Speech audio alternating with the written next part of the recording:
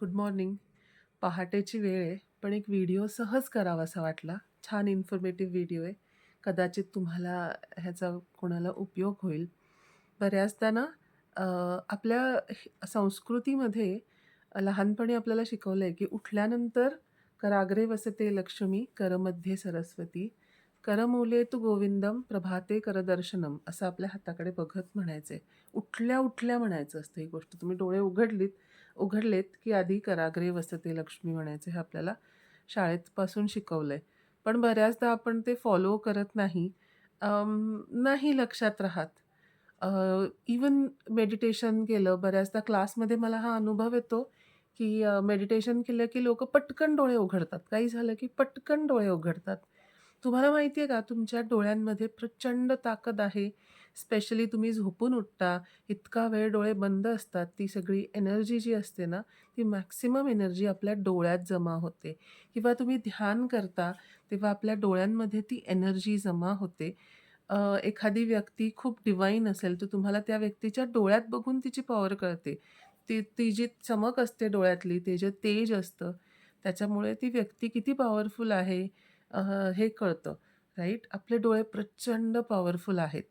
तुम्हाला गांधारीची गोष्ट माहितीच असेल, की जेव्हा महाभारताचं युद्ध सुरू होतं, तेव्हा गांधारीने दुर्योधनाला सांगितलं होतं, की "तू माझ्यासमोर पूर्ण कपड्यांशिवाय ये, निर्वस्त्र ये आणि मी माझी" तर तिने इतक्या वर्षांची जी तिची साधना असते, तपस्या असते, ती सगळी तिच्या डोळ्यात साठलेली असते आणि ती ती ऊर्जा तिच्या मुलाला देणार असते. म्हणजे विचार करा, तुम्ही जर इतका वेळ झोपेतून उठल्यानंतर जर नाही केलत कराग्रे, तर जी साठवलेली ऊर्जा आहे, आधीच आपल्याकडे सध्या ना लिमिटेड ऊर्जा आहे. ती साठवलेली ऊर्जा वाया जाणार आहे, वेस्ट होणार आहे आणि मग आपल्याला ना दिवसभर खूप थकल्यासारखं, दमल्यासारखं होतं किंवा इव्हन आपण ध्यान जरी केलं ना, पटकन डोळे उघडतो. आपण वेस्ट करतो ती ऊर्जा. तुम्ही एखाद्या व्यक्तीकडे जर बघितलं, तर ती ऊर्जा त्याला मिळणार आहे. जर ती चांगली असेल व्यक्ती, तर त्याला त्याचा फायदा होईल. पण एक लक्षात ठेवा, आधी आपल्याकडे असली पाहिजे तेवढी ऊर्जा. तर आपण दुसऱ्याला देऊ शकतो, कितीही आपल्या जवळची व्यक्ती असली तरी. सो आधी आपल्याला स्वतःला ऊर्जा संपन्न बनवा, एनर्जेटिक बनवा आणि मग दुसऱ्याला द्या.